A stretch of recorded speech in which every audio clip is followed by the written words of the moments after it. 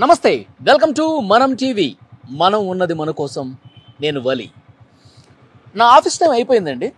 నేను ఆఫీస్ నుంచి ఇంటికి బయలుదేరుతున్నాను. అయితే ఇక్కడ ఒక విషయం మీతో నేను పంచుకోవాలనుకుంటున్నాను. ఆఫీస్ నుంచి ఇంటికి వెళ్ళే టైంలో మార్గ మధ్యలో కొంతమంది యువతులు, అమ్మాయిలు బండి ఆపేసి డబ్బులు డిమాండ్ చేస్తున్నారు. 2,000 రూపాయలు ఇవ్వండి, లేదంటే 3,000 రూపాయలు ఇవ్వండి, నేను నైట్కి వస్తానని చెప్పి దారిని పోయే వాళ్ళందరూ, నాకు కూడా ఒక అనుభవం అయింది కాబట్టి చెప్తున్నాను, దారిని పోయే వాళ్ళని ఆపి ఇబ్బంది పెడుతున్నారు.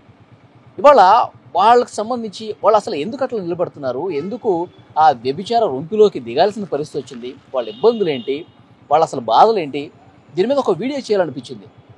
ఇప్పుడు నేను ఆఫీస్ నుంచి ఇంటికి బయలుదేరుతున్నాను. నాకు గతంలో ఎక్కడైతే వాళ్ళు కనిపించారో అక్కడ ఈరోజు ఉంటారా ఉండరా, లేదంటే వాళ్ళు ఏ ప్లేస్లో ఉంటారో కూడా కనుక్కొని మరి అక్కడికి వెళ్దాం, వాళ్ళతో మాట్లాడి వాళ్ళ బాధలను తెలుసుకుందాం. పదండి.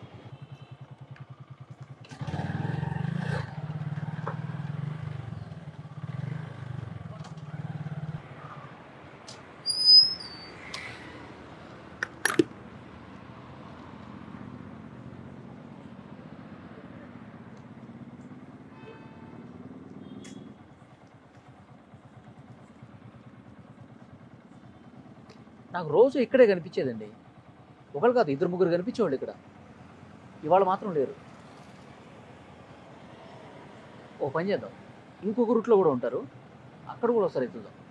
ఉంటే అక్కడ ఖచ్చితంగా ఉండాలి, లేదంటే వాళ్ళు లేనట్టే. చూద్దాం.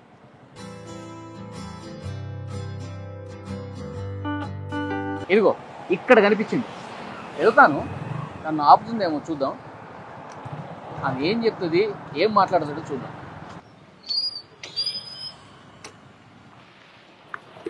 చెప్పమ్మా, లిఫ్ట్ కావాలా? ఎక్కడ వరకు? లిఫ్ట్ ఏం అవసరం లేదు సార్, ఒక 3,000 ఇవ్వండి, మీతో వస్తాను. 3,000 ఇస్తే వస్తావా? అవును సార్. నేను అలాంటి కదమ్మా. ఎదుగో వెనకాల చాలా మంది ఉంటారు, వాళ్ళని చూసుకో, సరేనా? సార్ ఒక్క నిమిషం, 2,000 ఇవ్వండి సార్, ప్లీజ్ సార్. 2,000 రూపాయలా? అవును సార్. నేను ఎవరినో తెలుసా, మనం టీవీ యాంకర్ని. ఇట్లా రోడ్డు మీద నిలబడి చేపెట్టి అందరిని ఆపేసి ఇబ్బంది పెడుతున్నాం అని చెప్పి బ్రేకింగ్ న్యూస్ చేస్తాను సార్. ప్లీజ్ సార్, అట్లా చేయకండి సార్, ఒక 1,000 రూపాయలని ఇవ్వండి సార్, ప్లీజ్. నేను అలాంటి కాదని చెప్తే నీకు అర్థం కావట్లేదు. చాలా మంది ఉంటారు చూసుకో. సార్ సార్ ప్లీజ్ సార్, ఒక 500 అని ఇవ్వండి సార్, ప్లీజ్, మీతో వస్తాను సార్. 3,000 అన్నావు, ఒక 500 ఇవ్వండి సార్. 1,000 రూపాయలు ఇప్పుడు 500 కూడా దిగజారిపోయి. నా పరిస్థితి అట్లుంది సార్, అర్థం చేసుకోండి. 500 కూడా దిగజారిపోయి ఒళ్ళు అమ్ముకునే పరిస్థితి ఎందుకు వచ్చింది నీకు? నేను చాలా ప్రాబ్లమ్స్లో ఉన్నాను సార్. ఏంటి నీ ప్రాబ్లమ్స్? అన్నం తినక 3 days అవుతుంది సార్, నాకు ఫుడ్ కూడా లేదు, డబ్బులు లేవు సార్, నా సిచ్యువేషన్ బాగాలేదు, అందుకే ఇలా నిల్చుంటున్నాను. అన్నం తిని 3 రోజులు అవుతుందా? అవును సార్. ఏంటి అంత పరిస్థితి ఎందుకు వచ్చింది నీకు? నా సిచ్యువేషన్స్ అట్లా ఉన్నాయి సార్, నేను ఊరు నుంచి వచ్చేసాను, ఇక్కడ ఎవరు తెలియదు సార్, బయట ఉంటున్నాను. అంటే నీ సిచ్యువేషన్స్ ఏంటి? చాలా ప్రాబ్లమ్స్ ఉన్నాయి సార్ నాకు. ప్రాబ్లమ్స్? అవును సార్. 3 రోజుల నుంచి అన్నం తినకుండా ఎట్లా ఉన్నావు అసలు? వాటర్ తాగుకుంటూ బయట ఉంటున్నాను సార్, అందుకే ఇక్కడ నిల్చోవాల్సి వచ్చింది సార్. ఒక 500 ఇవ్వండి సార్, చాలు. సార్ నువ్వు బండికి చెప్తా, కూర్చో. కూర్చున్నావా? కూర్చోండి.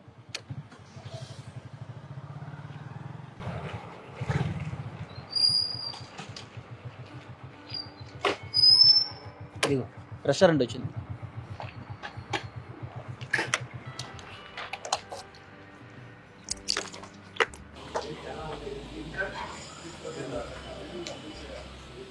భయ్యా ఎవరు ఫాస్ట్గా రారా?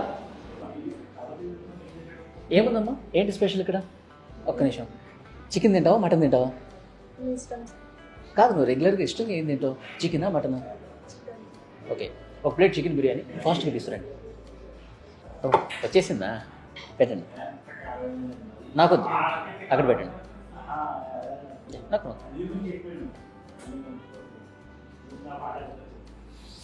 Fast.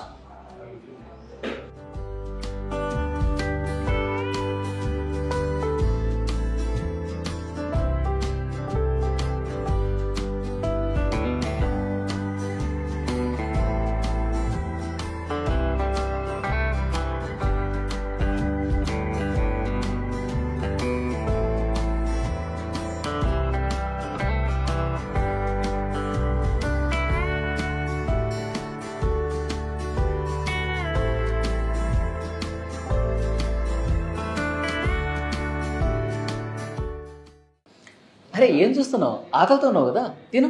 Thank you sir, thank you sir. అరే థ్యాంక్ యూలని తర్వాత ముందు తిను, కడుపు నిండా తిను. బాగుందా బిర్యానీ? చాలా బాగుంది. బాగుందా? తిను. అసలు ఈ పని చేయాలని ఎవరు చెప్పారు నీకు? అసలు ఎందుకు చేస్తున్నావు? అంత కష్టం ఏమొచ్చింది నీకు? డబ్బులు లేవు సార్ తినడానికి. ఇంట్లో మమ్మీ చనిపోయారు. డాడీ బాగా తాగుతాడు, కొడతాడు. నిన్ను కొడతాడా మీ డాడీ? కొడతాడు, రోజు తాగొచ్చి కొడతాడా?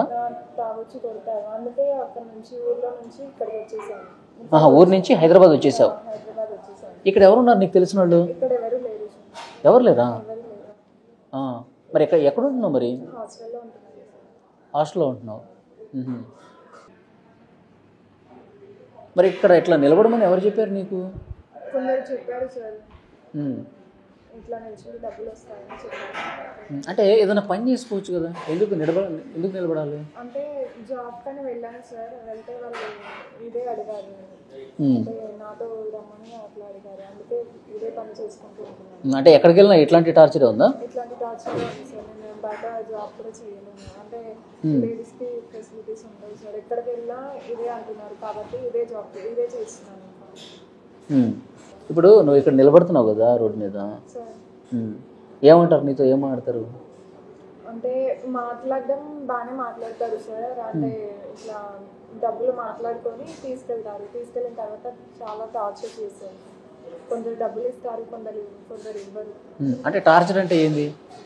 ఇప్పుడు నన్ను బండి ఆపావు కదా, అట్లాగే ఆపుతావు. వాడు మాట్లాడుకొని వెళ్తాడు, వాళ్ళ బండి ఎక్కి వెళ్తావు. తీసుకెళ్తారు సార్. కొందరు తీసుకెళ్ళి వాళ్ళ ఫ్రెండ్స్కి తీసుకొస్తారు. రూమ్లో 2 days 3 days ఉంచుకుంటారు. తర్వాత డబ్బులు ఇవ్వకుండా వెళ్ళిపోతారు. చాలా టార్చర్, సిగరెట్లతో కాల్చడం అట్లాంటివి చాలా చేస్తారు. ఇప్పుడు అమౌంట్ మాట్లాడుకుని నీ బండి ఎక్కుతారు, రూమ్కి తీసుకెళ్తారు. తీసుకెళ్ళిన తర్వాత అంతా అయిపోయిన తర్వాత డబ్బులు ఇవ్వకుండా వెళ్ళిపోతారు. డబ్బులు ఇవ్వరు. వాళ్ళు వాళ్ళ ఫ్రెండ్స్ చాలా మంది ఉంటారు కదా, ఒకదాన్ని చూసుకొని డబ్బులు ఇవ్వరు, ఏమి ఇవ్వరు, అట్లానే వెళ్ళిపోతారు. 2-3 రోజులు అట్లా ఉంచుకుంటారు వాళ్ళు. ఉంచుకుంటారు. అంటే డబ్బులు వాళ్ళ ఫ్రెండ్స్ని కూడా పిలుస్తారా? ఫ్రెండ్స్ని కూడా పిలుస్తారు. డబ్బులు మాట్లాడుకొని 2-3 days అన్నా తీసుకెళ్తారు. డబ్బులు ఇవ్వరు, ఏమి ఇవ్వరు. చాలా టార్చర్ చేస్తారు. సిగరెట్లతో కాల్చడం, కొట్టడం లాంటివి చేస్తారు. అలా కూడా చేస్తారా?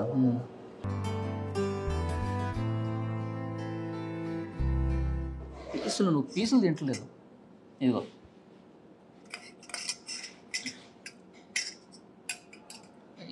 మంచి పీస్ వేస్తారు. బాగుందా బిర్యానీ? చాలా బాగుంది సార్. నీకు బిర్యానీ ఇష్టమా? ఇష్టం సార్. ఎక్కువ చికెన్ బిర్యానీ తింటావా? అంటే తినలేను సార్, నా దగ్గర అంత అమౌంట్ తినలేదు. నేను భోజనం చేయక 2-3 రోజులు అవుతుంది. ఇప్పుడు నీ ఫ్రెండ్స్ కొంతమంది ఇట్లా చెప్పారన్నావు కదా, ఇట్లా నిలబడితే డబ్బులు వస్తాయని. అవును సార్. వాళ్ళు కూడా ఇదే పని చేస్తున్నారా? వాళ్ళు కూడా ఇదే పని చేస్తున్నారు. అంటే ఊరి నుంచి వచ్చాక ఇక్కడ ఎవరు లేరు.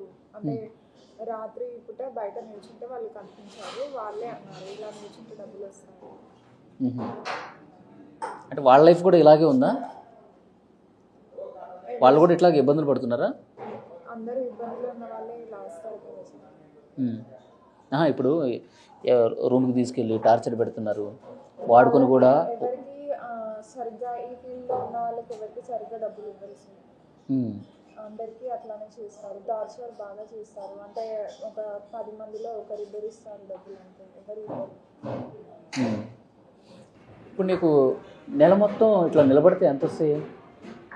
నెల మొత్తం అంటే అందరూ డబ్బులు ఇస్తే చాలా వస్తాయి సార్. 1,00,000 రూపాయలు వాళ్ళకి వస్తాయి, కానీ ఎవరు ఇవ్వరు. కాబట్టి ఒక 20,000 వస్తాయి అంతే. అంటే ప్రతిరోజు ఎవడన్నా డబ్బులు ఇస్తే నెల రోజులు మంచిగా ఇస్తే నీకు 1,00,000 రూపాయల వరకు వస్తాయి. వస్తాయి సార్, కానీ ఎవరు ఇవ్వరు. ప్రతి నెల ఒక 20,000 వరకు వస్తాయి అంతే. ఓకే, 20,000 కంటే ఎక్కువ రావు. అంటే ఎవరు ఇవ్వరు కదా, అలాగే ఎవరు రావు. ఒకవేళ అందరూ డబ్బులు ఇచ్చే వాళ్ళు ఉంటే మాత్రం 1,00,000 వరకు వస్తాయి. ఇప్పుడు నీకు రోజువారీ ఖర్చులు ఏంటి? ఇక్కడ హాస్టల్లో ఉంటున్నా అన్నావు కదా? హాస్టల్లో ఉంటున్నారు సార్. హాస్టల్ ఫీజు కట్టాలి. నాకు డ్రెస్సులు లేవు సార్ వేసుకోవడానికి, బట్టలు లేవు. నేను ఊరి నుంచి వచ్చేసాను. తినడానికి కూడా నాకు డబ్బులు లేవు. హాస్టల్ ఫీజు ఎంత? 5,000 సార్.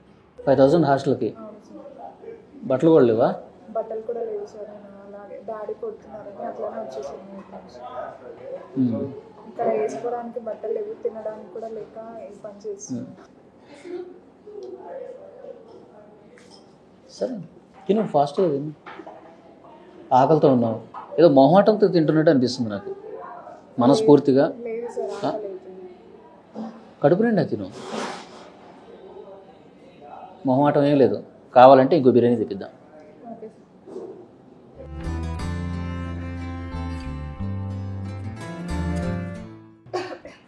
మెల్లగా.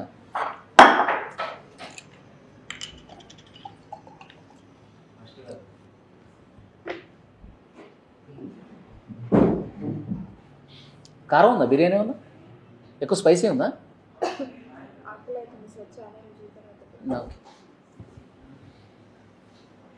తిను మెల్లగా తిను, ఎంతసేపు అయినా కూర్చుంటా, సరేనా? Thank you so much sir. Thank you వద్దు కానీ ఇప్పుడే వస్తాను, ఇక్కడే ఉన్నా. ఓకే.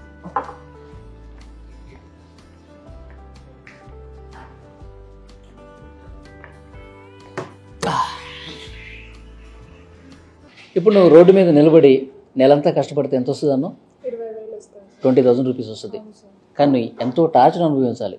అవును ఎవడెవడో వస్తాడు, ఒకడు పిలిచికెళ్ళి 3-4 వస్తారు మళ్ళీ రూమ్కి. అవును సార్.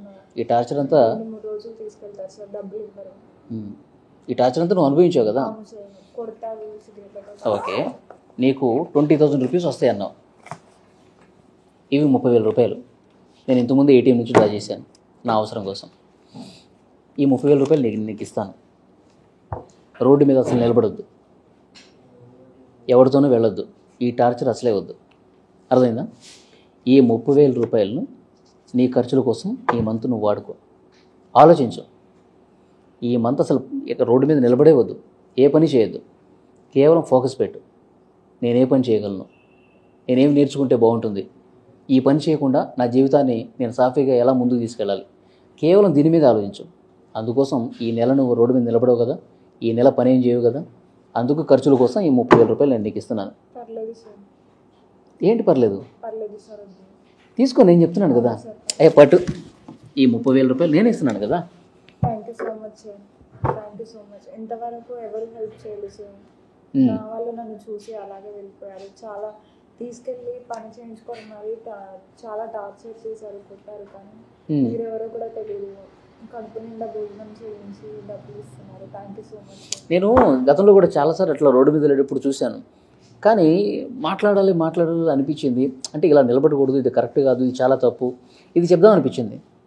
కానీ ఇక ఏదో వర్క్లో ఉండి నేను వెళ్ళిపోతా ఉన్నాను. ఎవరైనా చాలా సిచ్యువేషన్స్ ఇట్లాంటి, అంటే నాలాంటి సిచ్యువేషన్స్ వచ్చి రోడ్డు పైకి వస్తారు సార్. అమ్మాయిలు ఎవరు ఊరికే రారు, చాలా ప్రాబ్లమ్స్ ఫేస్ చేసి వచ్చాను. ఇప్పుడు నీకు చాలా ప్రాబ్లమ్స్ ఉన్నాయి. ఊరి నుంచి ఎవరికి చెప్పకుండా నువ్వు హైదరాబాద్ వచ్చేసావు. ఇక ఎవరో చెప్తే ఇక డబ్బుల కోసం ఈ పని చేస్తున్నావు కదా, దాన్ని వదిలేసే పూర్తిగా. అది మంచిది కాదు, నీ లైఫ్కి అసలే మంచిది కాదు. ఏదైనా కావాలంటే పని నేర్చుకో.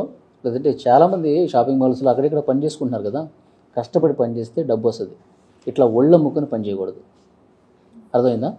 ఈ 30,000 రూపాయలు నెల మొత్తం ఖర్చుల కోసం ఉంచుకో, ఏ పని చేయకు.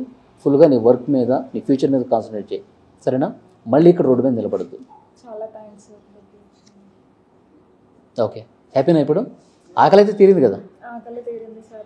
నేను ఊరికి వెళ్ళొచ్చు, నా హాస్టల్ ఫీజు కట్టుకోవచ్చు, బట్టలు కొనుక్కోవచ్చు. చాలా థ్యాంక్స్ సార్, హెల్ప్ చేసి. ఓకే, మళ్ళీ అక్కడ కనపడవు కదా? కనిపించింది సార్, ఇంకా ఏదైనా జాబ్ చేసుకుంటాను. ఓకే, సరే వెళ్దామా?